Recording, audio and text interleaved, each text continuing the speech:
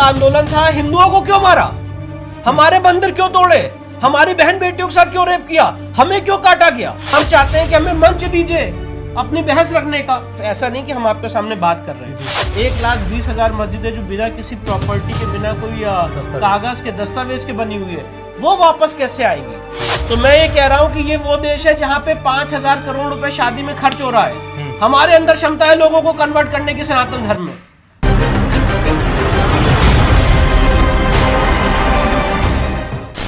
नमस्कार, मैं रितेश कश्यप। आज हमारे बीच में पूरे देश के जाने माने अधिवक्ता श्री विष्णु शंकर जैन जी हमारे बीच में हैं। काशी विश्वनाथ का मामला हो गया, बोधशाला का मामला हो गया, श्री कृष्ण जन्मभूमि की बात हो गई।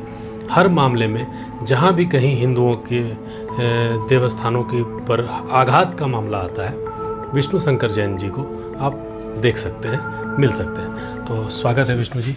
आपका आज रांची आगमन हुआ है, तो इसके पीछे क्या उद्देश्य क्या था, बस ये बताइए। देखिए, हिंदू जनजाति समिति ने 2 दिन का यहाँ पे एक कार्यक्रम आयोजित किया था, और इस आयोजन के पीछे जो मूल चिंतन था वो यही था कि जो आज मसले हिंदू समाज से जुड़े हुए हैं, जो ऐसे इश्यूज हैं जो हिंदू समाज को झंझोर रहे हैं, दिक्कत दे रहे हैं, परेशानी दे रहे हैं, और जिनके बारे में कानून भी गलत तरह से बने हुए हैं, उनके ऊपर चर्चा हो सके, लोगों को उसके बारे में जागृत किया जा सके, और एक कॉमन मिलके एक समस्या, एक समाधान, एक डिस्कशन, ये सारी बातें हो सकें। तो हम लोगों ने प्लेसेस ऑफ वर्शिप एक्ट 1991 पे बात की। अभी तक इस पे कोई काम नहीं हुआ है। सुप्रीम कोर्ट में याचिका लगाई थी, सुप्रीम कोर्ट ने केंद्र सरकार को नोटिस जारी किया, पर पिछले 2 साल से इस मामले की सुनवाई नहीं हुई है। मामला वैसे का वैसे ही पड़ा हुआ है। केंद्र सरकार ने भी अभी तक इस मामले में अपना जवाब दाखिल नहीं किया।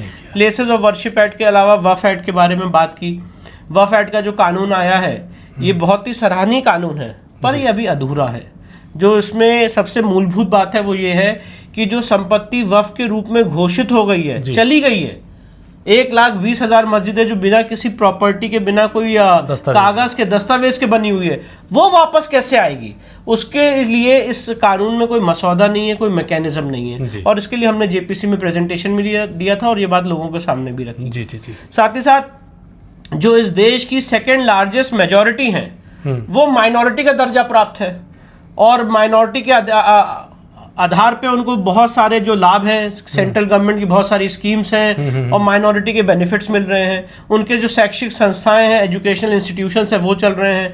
तो ये कैसे चल सकते हैं। तो माइनॉरिटी को परिभाषित किया जाए, और जो 22% का है वो कभी भी माइनॉरिटी नहीं हो सकता है। 2% या 5% वाले को आप माइनॉरिटी मान सकते हैं। इसके लिए TMFI का जजमेंट और PA नामदार का जजमेंट गलत है। इसके बारे में बात। माइनॉरिटी वाले में एक और सवाल आ जाता है कि माइनॉरिटी के साथ साथ वो जैसे OBC का भी लाभ ले लेते हैं, और अब तो कई जगहों पर ये भी देखने को मिल रहा है कि वो उनको ST का भी लाभ मिल रहा था। जैसे छत्तीसगढ़ का एक मामला आया, वो ST का भी लाभ रहे, मतलब वो दुगना या तिगुना बेनिफिट वो उठा रहे हैं।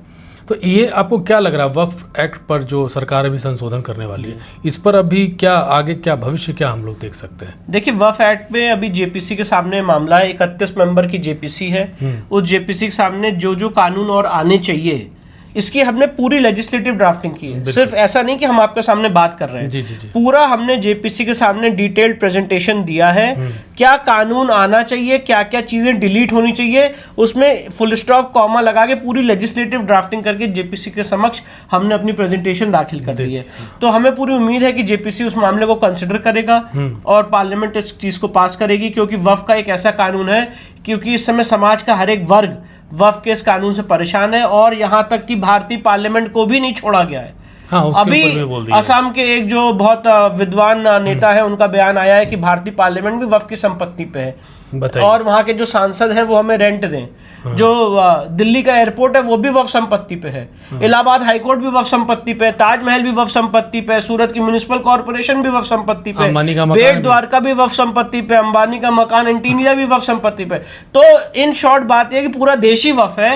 एक दिन वो आ जाएगा कि हम लोग मिलके, सब लोग जो रह रहे हैं वो उनको किराया देंगे, और वो बहुत रहम दिल के होंगे कि वो हमसे हटा नहीं रहे, हमसे किराया ले रहे। ये दिन ना आए, ये दिन ना आए, ये दिन ना देखना पड़े, ईश्वर ना करे ऐसा दिन देखना पड़े, इसके लिए संगठित होकर मिलकर लड़ाई लड़ रहे हैं। और ज्ञानव्यापी के मुकदमे में क्या प्रोग्रेस हुई है अभी तक, क्यों पिछले 10 महीने से मुकदमा लटका हुआ है, आगे नहीं बढ़ पा रहा है, कोई प्रोग्रेस नहीं हो रही है, क्या कारण है उसके, इसके बारे में बात की। मथुरा श्री कृष्ण जन्मभूमि का केस है, वो इस समय कौन सी स्थिति में है, आगे की क्या राह है, सुप्रीम कोर्ट ने उसमें जो जो स्टे लगाए हैं उसमें हम लोग कैसे संगठित होकर एज अ कम्युनिटी डिमांड कर सकते हैं। देखिए, मैं बहुत संजीदगी से आपके माध्यम से एक बात कहना चाहता हूं।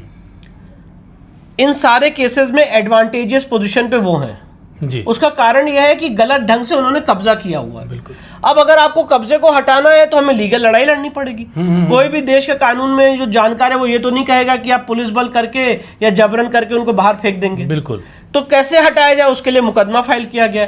अब मुकदमा फाइल किया गया तो उस मुकदमे में डिले हो रहा है। तो हम सिर्फ ये चाहते हैं कि सारे लोग संगठित होकर कोर्ट से, न्यायालय से मांग करें कि इसका फास्ट ट्रैक माध्यम से इसका ट्रायल कंप्लीट किया जाए, क्योंकि एएसआई की तैयारी हो चुकी है। एएसआई ने अपनी रिपोर्ट दे दी है, जो जो वहां पे साक्ष्य मिलने थे, एविडेंस आनी थी, उसकी वीडियोग्राफी, फोटोग्राफी हो चुकी है।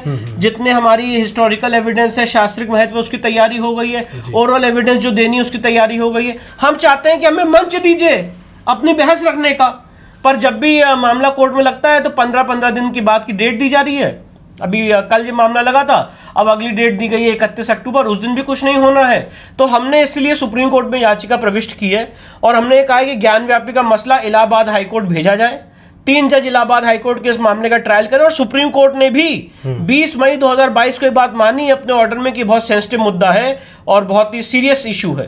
तो सेंसिटिव मुद्दा है, सीरियस इशू है, ट्रायल कोर्ट में वाराणसी में नहीं डिसाइड हो पा रहा है। 4 महीने तक डिस्ट्रिक्ट जज ही नियुक्त नहीं हुए, 4 महीने तक।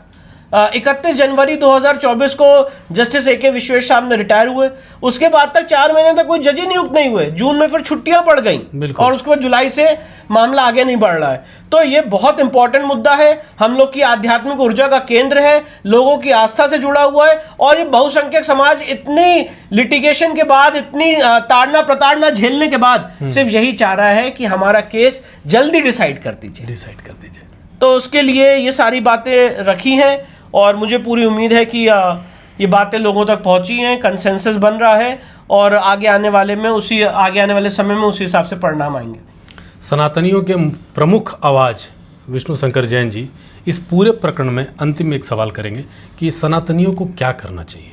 ये सारा समस्या है, हर जगह कुछ न कुछ होता ही रहता है। सबसे इम्पोर्टेंट है कि हमें अपने अंदर के जात पात के भेद से ऊपर उठना पड़ेगा जी। कौन बनिया है, कौन ब्राह्मण है, कौन ठाकुर है, कौन एससी है, कौन एसटी है, इससे उठ के इस समय सनातन समाज के ऊपर बहुत बड़ा घोर आपातकाल का समय है।